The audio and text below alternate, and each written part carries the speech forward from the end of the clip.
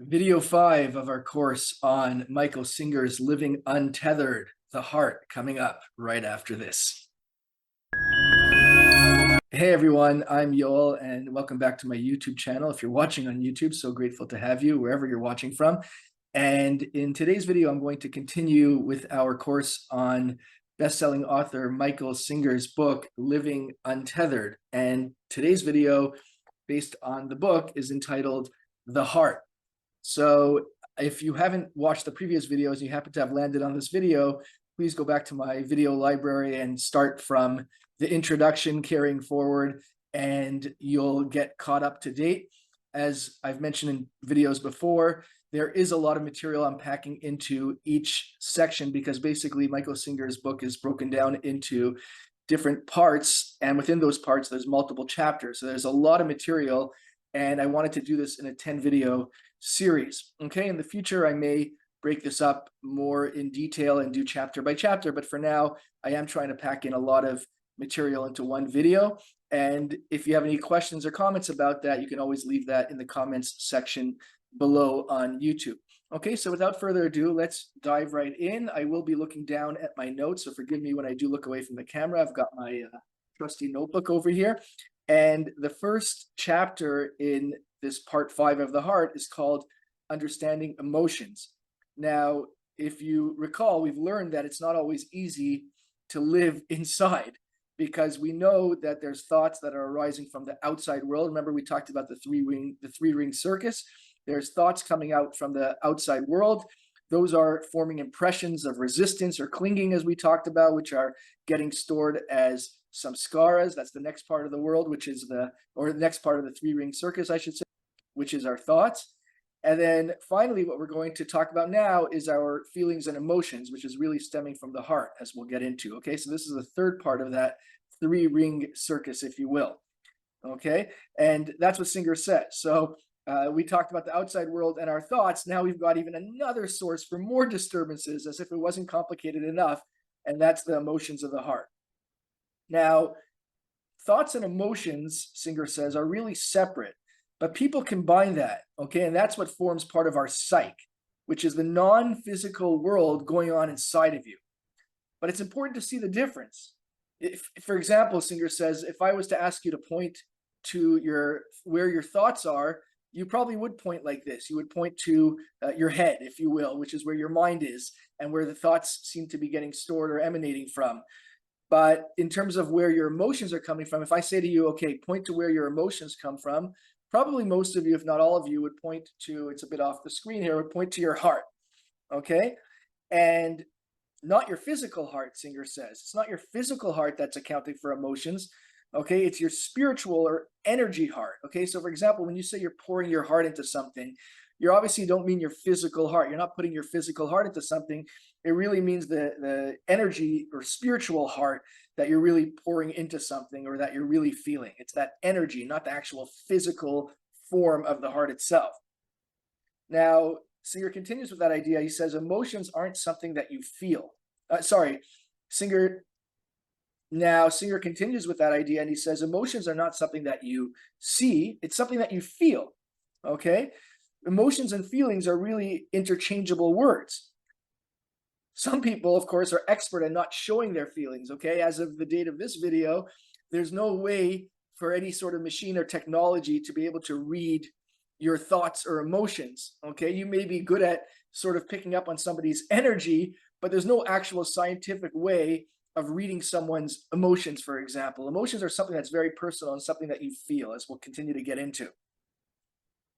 And within that, now, and just to further that, Singer says, thoughts, for example, we talked about the idea of thoughts being visual or auditory, right? You can say a thought, I'm going to do this. You're verbalizing a thought, okay, that's auditory. Or visual, remember we talked about the idea of the boat. Picture a boat in your mind, okay, that's a visual thought.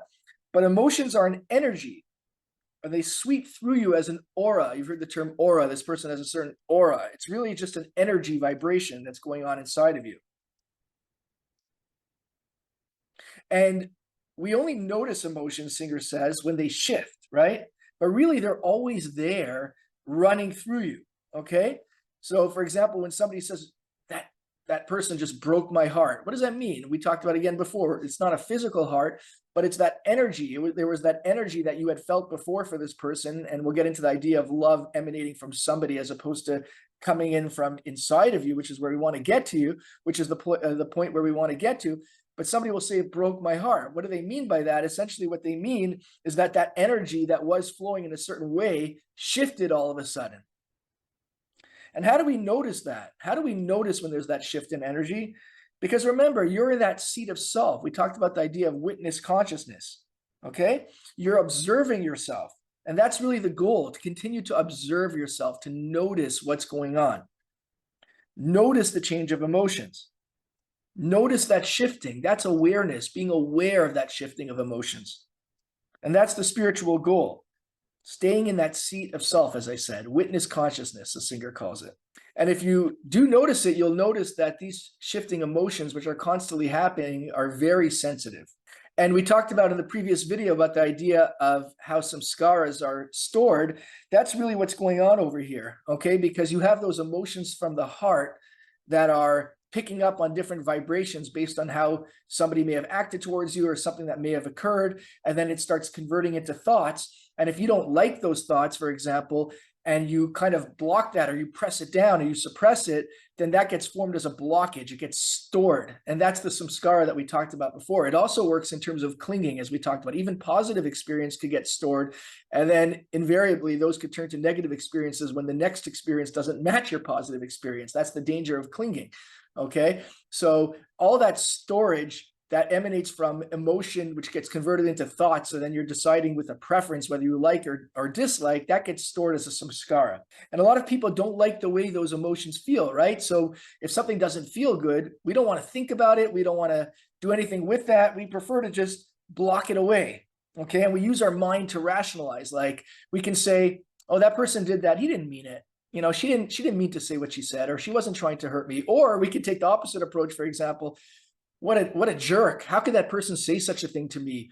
The nerve, the audacity.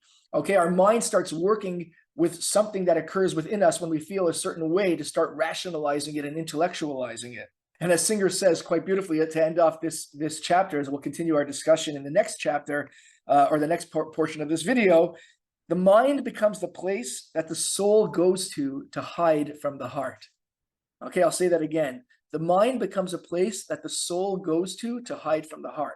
So we talked about the idea of the mind rationalizing something that happened, either by getting angry at somebody or by justifying what somebody did or by blaming oneself. That's the mind trying to rationalize what's going on in terms of the emotions. But as we'll soon see, there's another better way, if you will, of dealing with emotions. So that takes us to the next chapter in Singer's book, which is called Why the Heart Opens and Closes. So understand that you are not the heart. You are not the heart, as Singer says. You are the experiencer of the heart. We keep talking about that witness consciousness. You are the consciousness that is aware of the emotions of the heart. And then Singer talks about the idea of love. Love springs up from within. But we project that source of love outside. And that's why human relationships can be so difficult, okay? Because people can cause your heart to open or close. But ultimately, it's your heart doing it. Nobody else is doing it. We're going to continue to get into that as we further the discussion of your heart and emotions and energy and love and all that sort of thing. But just know that nobody is responsible for your heart opening and closing. You may project that onto somebody else, but really that's all going on inside of you. Now, in order to continue feeling love, regardless of what another person says or does, you have to learn to deal with the emotions of the heart, Singer says. It's very powerful and leads to thoughts that can be negative or positive, as we talked about, clinging or resisting. And people make very disastrous decisions based on thoughts that are created as a result of the energy opening or closing in the heart. Okay, so somebody could be in a long-standing marriage, for instance, and then one day his or her spouse says something, and then the resentment builds and it continues on and on and on. Before you know it, as Singer says, the next thing you know, you're leaving your spouse. Okay, that's an example of how you can make decisions that can be very long impacting based on these sort of samskaras, based on these emotions that are coming up that are leading to thoughts that lead you kind of astray from being in that witness consciousness, from staying in your center. And we talked about the idea of three-ring circus to start off this video. And Singer reminds us of that. He says there is that three-ring circus, okay? But then there's another dimension. There's a fourth dimension, so maybe a fourth ring. And that's a powerful energy that's always flowing inside. And in the yogi terms, that's called the Shakti, Shakti, the Shakti. That's that energy that's constantly flowing within you, as we'll get into. But that energy flow, that Shakti, it gets blocked by the samskaras. We're using some yogi terms here, okay? The Shakti, the energy flow, gets blocked by the samskaras, by that blockage of energy that's getting stored inside of you. It's those unfinished energy patterns that are staying inside as blockages. You're resisting those negative experiences, or you're clinging to those positive ones. There's that life experience that we have. Okay, those things that occur to us, whether it's in childhood or based on certain friends that we had, what happened in different environments that we've been placed in, it's all very personal. But these are all leading to blockages when those emotions are combining with those thoughts, and then we're resisting or clinging them, okay? A lot of these ideas are kind of a repeating over and over, as I've talked about in past videos, just to try and ensure that we're solidifying these ideas, okay? And an example Singer uses, we talked about some examples in the past video, and another example Singer uses is, somebody could be dating somebody and all of a sudden her partner says something and it reminds her of her father. And it's like, oh my God, I can't believe I'm dating my father. Like, this is exactly what my father would always say. I don't want to be treated like this person's this person's speaking like he's my father, yada, yada, yada. Okay. You're not dating your father, but you've got stored energy patterns within you based on past experiences. Maybe your father said something when you were 10 years old that bothered you, and that's still in there. You didn't let it pass through you completely. That gets stored as a samskara. Then when you're dating somebody and he says something that reminds you of your father, all of a sudden you tell yourself, oh, I'm dating my father. I can't continue to go out with this guy. But that's really all just samskaras. Okay, so that's the end of that chapter, a little bit of an idea about why the heart opens and closes, but we're going to continue with that. So once again, just to remind you, if you have any questions or anything, put it on the blackboard. You can always put it in the comment section, and I'll do my best to address those. But for the time being, as you're watching this video, any sort of questions you can jot down, and some of those questions may be answered. And if they're not, feel free to ask it in the comments below.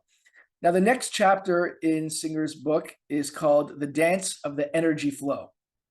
Now, Singer continues, he says, if you work on yourself to fully understand your heart, then the energy can constantly be flowing through without the blockages. Okay, when you create an obstacle to the energy flow, it creates a disturbance. The disturbances are experienced as emotions. Okay, for example, as we talked about, let's say you have a partner. The Singer uses this idea a lot because relationships are so based on thoughts and energy and emotions. So your partner says something that you don't like. Okay, that creates a disturbance. Okay, it hit your emotions, it hits somewhere in your heart, you got offended, and then your thoughts start creating, how could this person say something? Before you know it, you've got yourself a blockage, you've got yourself a disturbance in the force, to use the Star Wars term. And then as a result of these blockages that get hit, that creates mood. And we're very narrow-minded about how the world has to be in order to give space for the energy to get around those blockages. Okay, and to use an example, Singer uses, and we'll get into this later as well, it's like a blocked dam, okay? You've got that stream, you've got that river where everything is even keel, the stream is flowing nicely, then all of a sudden something happens, boom, it's like a rock was thrown into that stream, and now the stream has to kind of go around. We're very narrow-minded. We need our stream to go around those rocks. They have to get all rerouted in order to be okay. Okay, the world has to be in just to be in a certain way to make us feel okay. And if it doesn't, if it hits that blockage, that can create a mood, a foul mood, for example. And when you let those blockages run your life by doing that, by constantly having to reroute the stream, and it's not just one rock, there's constantly rocks that are being thrown into the stream, and you're constantly trying to get it around the blockages, you're letting those blockages run your life. We talked about that in the last video, how some samskaras can really run your life when all you're doing is reacting to them. And Singer says, you're not being true to yourself, you're being true to your blockages. And I'll say that again because I love that line. You're not being true to yourself, you're being true to your blockages. And that's all the psyche, as we talked about. That's what makes up the psyche, the emotions and the thoughts that we're using that create those samskaras is all part of our psyche, the human psyche. And it's so important, Singer keeps underscoring, all this can determine the decisions and the choices you make in your life, whether or not you get married, whether or not to go to a certain school, take a certain job, get divorced, all sorts of things, leave a job, all sorts of things. And these patterns are really the lowest part of your being. And when you're making these decisions as a result of these blockages, again, you're being subservient to the blockages as opposed to being a servant, if you will, of life, of the universe, of allowing yourself to roll with it, to allow that stream to continue to flow regardless of what's happening, because what you're doing is you're instead trying to dictate the stream based on where you want it to go around your blockages, but you're really being subservient ultimately and reactive ultimately to those blockages. And Singer says it's a great line as well. You're consulting your inner, and he says that's why decision making is so difficult. We also touched upon this in the last video. You're consulting your inner mess and you're expecting a clear response. Again, you're consulting your inner mess, but you're expecting a clear response. And if you're not centered in that seat of consciousness, then different circumstances are going to dictate different responses based on that particular circumstance. But that's not being centered. Again, that's just being reactive. So what Singer says is, be the one who sees the many. That's really the path to self-realization. Be the one who sees the many. Okay, don't start trying to turn yourself into different parts and to make yourself into many to fit your patterns and to fit your blockages. Be the one, be that witness consciousness who sees the many around you. That is the path to self-realization, as we'll continue to see as we move on in the book. The next chapter is called The Cause of Moods and Emotions. We touched upon the idea of moods, and we're going to expand on that. So we talked about the idea of Shakti, that constant energy flow. And Singer uses the metaphors I talked about before of that stream. Okay, so the stream is flowing, and then you throw a rock into it. All of a sudden, that stream isn't going in that straight path anymore. An emotion is caused by the Shakti hitting the blockages in your heart and shooting out to release the blocked energies. Okay, so that stream is getting hit by the rocks, and then the stream is shooting into different directions to move around those blockages. Emotions are a release of the blocked energy. Okay, emotions are a release of the blocked energy, and this blocked energy may have been stored for decades. They may have happened when you were 5 years old, as we've talked about. So a mood, what's a mood? A mood is when you buy into these shifts of energy and react accordingly. But when you reach a state of clarity, there's no moods, because you're allowing yourself to observe that stream even with those blockages, and then you're going to work to remove those blockages as opposed to trying to reroute the stream. Okay, but a mood is when you're not observing those blockages and removing them. It's when you're trying to reroute the stream. Okay, it's that release, attempted release or actual release of blocked energy. And there's various levels, Singer says. Okay, there's the level of where the Shakti, that energy flow, is completely blocked. So for example, you have people that will completely rely on their rational mind. They don't even want to think about their emotions. They're so blocked with samskaras. They don't realize it, by the way, but they're so blocked with samskaras that they say, I'm not an emotional person at all. I don't have tolerance for emotions. I am completely rational. And the irony, Singer says, is that if these people would understand just how powerful pure emotions can be, unblocked emotions can be, they would see even more inspiration and creativity. Okay, but unfortunately, they think that these emotions are the cause of all their problems, and therefore they shut it off completely. It's a completely blocked pipe. We're going to get into the example of a pipe in a second, but that's one level, okay, where that Shakti, that energy flow, is completely cut off.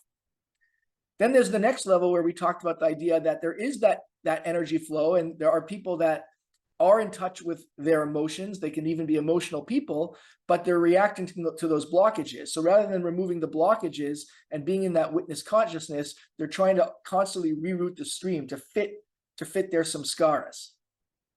And then the third level, okay, is where that energy, that stream, is constantly flowing up. So when blockages do occur, these people have learned how to deal with those blockages, and Singer will talk about that in future chapters. We'll get into that in future videos. But this third level is where people witness what's going on. They allow those blockages to get cleared up, and the stream continues to constantly flow. And that's the deepest, purest love, by the way. So here's an example. Singer has this in his book, and in my wonderful penmanship, not. I did this here. I hope you can see it as well. So level one, it's kind of like a T-pipe fitting, okay? So level one, this is the energy flow. It's completely blocked up. These squiggly lines represent blocking up, okay? Level two is where there is that energy flow, okay? But there's a blockage, and rather than flowing up through the pipe, how it's supposed to go, that stream is supposed to continue up, it shoots out. It shoots out as emotions, and it shoots out as moods, as we talked about, okay? And this is simplified. I mean, there are so many blockages because as human beings, we have so many different experiences, and it's also personal. There's tons of blockages, and things are shooting out everywhere. But this is a more simple diagram Singer uses, okay? So the energy should be flowing all the way up, but instead it gets hit by a blockage and shoots out there. And finally, this is the third level. This is the purest form of energy, where it's continuing up all the way without any blockages whatsoever.